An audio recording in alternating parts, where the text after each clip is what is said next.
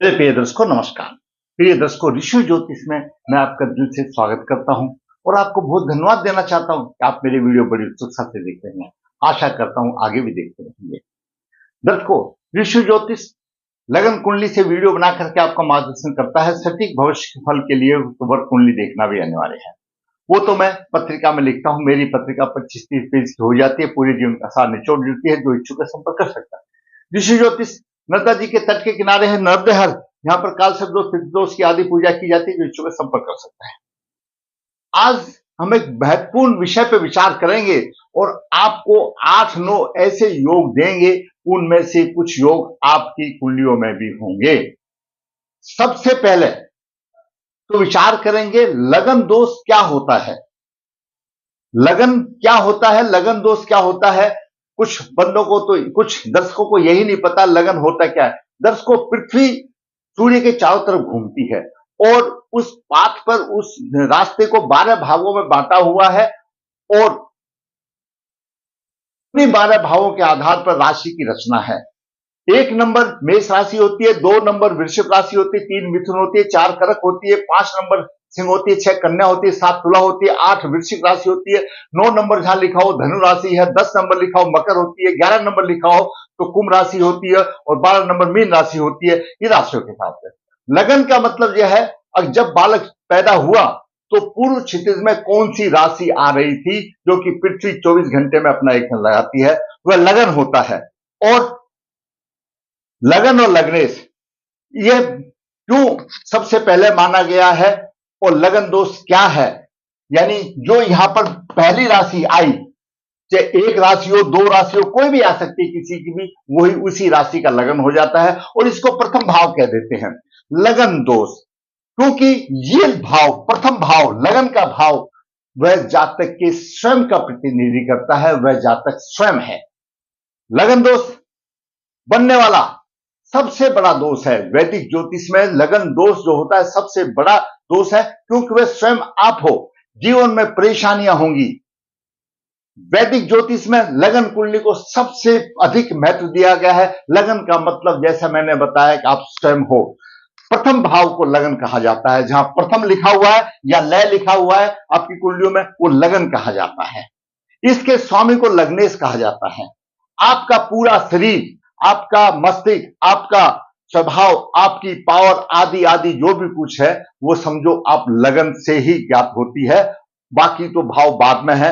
लगन का स्वामी किसी अशुभ भाव में हो, लगन का स्वामी किसी अशुभ भाव में हो तो लगन दोष हो जाता है, या शुभ भाव में भी हो तो वह पीड़ित होगा तो भी लगन दोष हो जाता है। नीच राशि में हो तो भी पीड़ित हो जाता है, या बलहीन हो, उसमें बल ही नहीं हो, डिग्रियां कम हो या अधिक हो, मृत अवस्था में हो तो भी लगन दोष हो जाता है। आपकी कुंडली में इसमें पूरे राजयोग भरे हुए हैं। प्रथम से द्वादश भाव कितने भी राजयोग भरे हुए हैं, लेकिन अगर लगन ठीक काम का नहीं है तो आपको उसका फल पूरा नहीं मिलता और आप जो भी कार्य करेंगे उस कार्य का फल भी आपको पूरा नहीं होता और पूरे राजयोग विफल हो जाते हैं। लगन दोष निवारण करना सबसे महत्वपूर्ण है और सबसे बड़ा दोष लगन दोष है। उसके बाद हम बात करेंगे, उनके बाद में जो कुंडली हमारे पास आई है उस कुंडली में आप बताएंगे, अगर छठा भाव रोग शत्रु का है, छठे भाव पर केतु की दृष्टि हो तो अपनी दशा अंतरदशा में उसको फेफड़े संबंधित टीबी का योग होगा, सांस की बीमारी होगी। आप नोट कर लीजिए, इसमें कोई दो राय नहीं होगी। लगन कुंडली किसी की भी हो, छठे भाव पर, छठे भाव के स्वामी पर केतु का प्रभाव हो तो फेफड़ों संबंधित बीमारी होगी।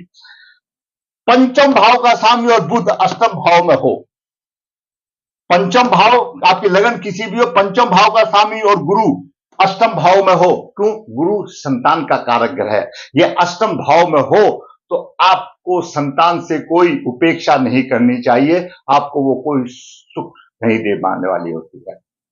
लगन में यहां पर केतु हो, यहां पर लगन में केतु हो तो ऐसा जातक घर वालों की बात नहीं सुनता, बाहर वालों की बात अच्छी तरह से सुनता है, अच्छी तरह से सुनता है। लग्नेश का संबंध अगर एकादश भाव से हो जाए तो धन का आगमन हो जाता है। धन मिल जाता है, उसको आसानी से हो जाता है। चाहे लग्नेश एकादश भाव को देखे या लगन का स्वामी एकादश भाव में एकादश भाव से संबंध बनाए या एकादश भाव के स्वामी से युति भी बनाए तो वो भी धन की स्थिति मानी जाती है, मिल जाता है। कर्ज का योग, दर्शकों छठा भाव कर्ज का योग भी है, द्वितीय भाव धन का है, एकादश भाव भी धन का है। इनका संबंध छठे भाव से हो जाए और मंगल छठे भाव का कर्ज का कारक है, मंगल भी हो जाए तो कर्ज योग हो जाता है। और ध्यान दीजिए शास्त्र ये कहता है कि अगर छठे भाव में मंगल हो तो जहां तक पार बसाए कर्ज नहीं लेना चाहिए, तो दिया नहीं जाता, होता नहीं।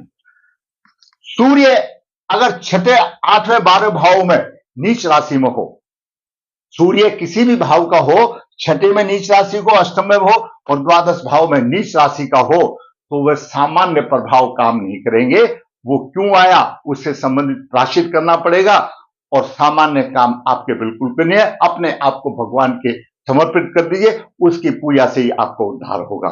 दुर्घटना योग, दर्शकों लगन हो या चंद्र लगन हो, इस पर भारी पाप प्रभाव हो तो किसी प्रकार की दुर्घटना का भी योग हो सकता है, बचना चाहिए। खास एक बात बताऊं दर्शकों, अगर चतुर्थ भाव और द्वादश भाव खाली है, आपके खाली है जिस भी कुंडली में, तो ऐसा जातक परिवार के लिए तो बहुत कुछ करेगा लेकिन परिवार वाले उसके लिए कुछ नहीं करेंगे। ये बिल्कुल आप नोट कर लीजिए। मैं आपको जो योग बता रहा हूं आप अपनी कुंडलियों में देख लीजिए। आपका हस्त नक्षत्र पीड़ित हो, हस्त नक्षत्र पीड़ित हो, पाचन क्रिया आपकी परेशान करेगी, किडनी में और किडनी की बीमारी हो सकती है, शुगर हो सकती है, फेफड़ों संबंधित सांस संबंधित गंभीर बीमारियां हो सकती है। ये मैंने आपको कुछ योग बताए। अब बात करते हैं जातक की कुंडली जो आई है, वो ये जितने मैंने योग बताए हैं वो सारे योग उसकी कुंडली में हैं। खर्चा, घरेलू सुखों की हानि, दुर्घटना और संक्रामक रोग, दाम्पत्य सुख में कमी, जीवन में संघर्ष, लगन दोष। जातक का जन्म 20 अक्टूबर 1993 शुक्ल पक्ष है, मूलाचरण 4 बुधवार को हुआ। मूलाचरण 4 सामान्य गंडात नक्षत्र दोष माना जाता है, शांति करा लेनी चाहिए। जन्म के समय पर वृषभ लगन हुआ, यहां पर 2 लिखा है, ये वृषभ राशि है, इसके स्वामी शुक्र है। 2 का मतलब है वृषभ राशि, वो मैंने पहले ही बता दिया। लगन के 5 डिग्री 35 मिनट है और केतु 11 डिग्री 9 डिग्री लेकर के विराजमान है। लगन में केतु है। पंचम भाव में लग्नेश शुक्र नीच राशि में है और केतु के प्रभाव में है, केतु से प्रभाव में है। छठे भाव में गुरु अस्त है, सूर्य है नीच राशि में है, मंगल 22 डिग्री है, बुध 27 डिग्री विराजमान है और सप्तम भाव में राहु 11 डिग्री और अष्टम भाव में चंद्रमा 11 डिग्री उनसे लेकर विराजमान। शनि 29 डिग्री 29 डिग्री 54 मिनट मृत अवस्था में है। वृषभ लगन के लिए शनि कारक ग्रह है, तो 9वें भाव का स्वामी और 10वें भाव का स्वामी है, कारक ग्रह माना जाता है, लेकिन मृत अवस्था में है। अब यहां पर आप देखिए, आपकी जो कुंडली किसी भी लगन की हो, लगन मैंने आपको बताया स्वयं है, लग्नेश स्वयं है और पंचम भाव बुद्धि का है, शिक्षा का भी मान रहे, बुद्धि अच्छी तो शिक्षा होगी और 9वां भाव भाग्य भाव है। ये तीनों भाव कुंडली को ऊपर उठाने वाले होते हैं। अगर जिसमें तीनों ही अगर शुभ स्थिति में सुबह बलवान हो तो आराम से बेड़ा पार हो जाता है। संबंधित कुंडली में लगन का स्वामी शुक्र नीच राशि में आ गया और केतु से पीड़ित हो गया।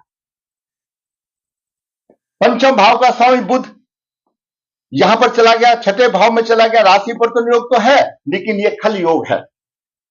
बुध 27 डिग्री लेकर के मृत अवस्था में और गुरु भी यहां पर आ गया, अस्त है, यानी गुरु संतान का कारक है और बुध पंचमे से दोनों यहां पर हो गए। संतान से कोई अपेक्षा नहीं की जा सकती। सूर्य नीच राशि में है, सूर्य यहां पर चतुर्थ भाव का स्वामी नीच राशि में, घरेलू सुखों में परेशानी वाली बात आ जाती है और राहु सप्तम में बैठा हुआ है, दाम्पत्य सुख हानि, और शनि मृत अवस्था में, तो संघर्ष में कुंडली हो गई। लग्नेश पीड़ित है, पंचम भाव और 9वां भाव ये भी सब अशुभ स्थिति में है। लग्नेश शुक्र नीच राशि में है, केतु का प्रभाव है, शिक्षा प्राप्ति में कठिनाइयों का सामना करना पड़ सकता है, शिक्षा अधूरी रह सकती है, जो इच्छाएं वो पूरी नहीं हो सकती, कारण से कुछ भी हो। संतान से सुख की अपेक्षा नहीं, क्योंकि गुरु और बुध यहां पर है और नीच शुक्र यहां पर है और केतु से पीड़ित है। शुक्र बहुत ही अहम भूमिका निभाने वाला कुंडली में होता है। शुक्र लगाव है, शुक्र बहन है, शुक्र बेटी है, शुक्र लक्ष्मी है, शुक्र मां है, शुक्र लक्ष्मी है। जिसका शुक्र बिगड़ा हुआ है उसका जीवन बिगड़ा हुआ है। शुक्र लगाव है तो संतति अच्छी होगी। यहां पर ऐसी स्थिति में वंश की हानि हो जाती है, क्योंकि पंचम भाव में नीच का शुक्र और केतु से पीड़ित है और संतान कारक है, गुरु अस्त है, वंश की भी हानि हो जाती है। और छठे भाव में यानी कन्या राशि में शुक्र है और केतु से पीड़ित है, ये उसको लीवर संबंधित, किडनी संबंधित रोग दे सकता है। और शुक्र छठे भाव का स्वामी भी है, तुला राशि है और केतु से पीड़ित है। मैंने आपको बताया कि अगर छठे भाव का स्वामी केतु से पीड़ित तो संक्रामक रोग हो गए, श्वास रोग हो गए, फेफड़ों संबंधित होगी, टीबी होगी, इसमें कोई दो राय नहीं, अपनी दशा में हो जाएगी। पंचमेश्वर बुध ग्रह यहां है, मैंने आपको बताया संतान से कोई अपेक्षा नहीं करना। लगन में केतु है, बाहर वालों की बात सुनेगा, घर वालों की बात नहीं सुनता, मैंने आपको पहले ही बता दिया। लग्न शुक्र नीच राशि में तो है, एकादश भाव को उच्च राशि से देख रहा है, अपना काम चलाने लायक धन की आमदनी कर लेता है, तो उच्च दृष्टि से देख रहा है। एकादश भाव का स्वामी गुरु यहां पर अस्त हो गया, पूर्ण प्रभाव उसको नहीं मिलेगा। काम चलाने भर परिश्रम अधिक और आमदनी कम वाली बात आ जाती है। दर्शकों, कर्ज योग मैंने आपको बताया, छठे भाव में द्वितीय भाव का स्वामी बुध है, एकादश भाव का स्वामी गुरु अस्त है और मंगल छठे भाव में है, कर्ज योग बनता है। ऐसे जातक को हमेशा सिर पर कर्ज लगा रहेगा, कोशिश करनी चाहिए कर्ज नहीं लेने की, लेकिन लेना पड़ेगा, काम चलेगा नहीं, ये मैंने आपको बता दिया। अब सूर्य चतुर्थ भाव का स्वामी नीच राशि में आ गया, शत्रुओं को नीचा दिखाने वाला, परंतु शत्रु परेशान करेंगे, घर में चैन नहीं मिलता, ना बाहर चैन मिलता, खर्च अधिक होगा, तो उस दृष्टि से यह देख रहा है।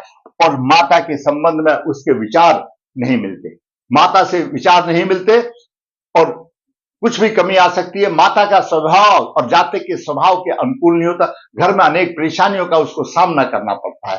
चंद्रमा धन के विषय में कंजूसी तो करता है, लेकिन फिर भी खर्च हो जाता है।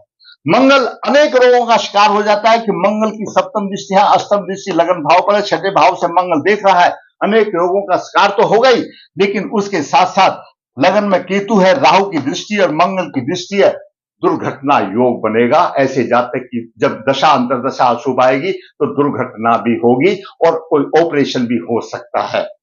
कर्ज योग तो बनता ही बनता है। बुध धन उसको टिकेगा नहीं, खर्चा हो जाएगा। ये सारी चीजें मैंने आपको इस कुंडली में बताई। शनि मृत अवस्था में है, भाग्य का साथ नहीं दे रहा, मृत हो गया, पंचमेश छठे भाव में चला गया, भाग्येश मृत अवस्था में चला गया और लग्नेश पीड़ित हो गया और चंद्रमा मूल नक्षत्र में चला गया। संघर्ष में कुंडली बन। जितने भी मैंने आपको अशुभ अशुभ बताए उसमें एक और योग वृक योग। वृक योग क्या होता है? वृक भेड़िए का नाम है।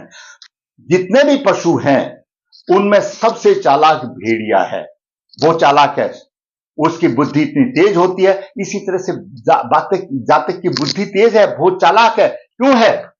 मंगल अगर तीसरे भाव में छठे भाव में 10 और 11 भाव में और शनि या राहु से संबंध हो, मंगल छठे भाव में है, मंगल चतुर्दृष्टि शनि को देख रहा है, शनि दशम दृष्टि मंगल को देख रहा है। ऐसा जातक बहुत तेज चालाक है, सबको बुद्धू बनाने वाला है और हुकूमत जमाने वाला है। ऐसा जातक, इसको कहा जाता है वृगयोग, यानी बहुत चालाक किस्म का आदमी है, ऐसा है। और चालाकी से अपना काम रहता है और शत्रुओं को दबा करके रखता है। शत्रु इसको परेशान तो करते हैं और यह किसी की परवाह नहीं करता और हमेशा संघर्ष में जीवन जीता है और संघर्ष में ही इसका एक्सीडेंट होने के चांस हो जाते हैं। दाम्पत्य सुख सप्तम भाव का स्वामी मंगल छठे भाव में हो गया। गुरु सूर्य मंगल छठे भाव में, सभी के सब द्वादश भाव खर्चों को देख रहे हैं। बीमारियों पर खर्चा होगा, समय आएगा जातक की पत्नी भी बीमार होगी, माता भी बीमार होगी और जातक स्वयं भी बीमार होगा और रोगों पर खर्चा होगा। तो यहां पर 4 ग्रह सीधे सप्तम दृष्टि खर्च का भाव है। खर्च अधिक करा रहे, आमदनी कम हो रही है तो खर्च लेना ही पड़ेगा। ऐसे अभी जातक ठीक ठाक है, अभी तो बोलेंगे सब ठीक ठाक है, मैंने जातक को पर्सनली देखा है, लेकिन जब समय आएगी तो उसको माता को भी संभालना पड़ेगा, माता भी बीमार रहेगी, पत्नी भी बीमार रहेगी, स्वयं भी बीमार रहेगा और उसकी संतान उसकी का कोई सहारा नहीं मिलेगा और ऐसे में वंश की हानि भी हो जाए तो भी कोई ताज्जुब नहीं। तो पूरी तरह से कुंडली ध्वस्त हो चुकी है। इनके पूर्व तृप्त योनि में है, दो के है नीच के है, लग्नेश नीच का और सूर्य नीच का है, चंद्रमा अष्टम भाव में आ गया, प्रबल पित्त दोष आ गया। इनके पूर्व तृप्त योनि में है, उसका प्रभाव है।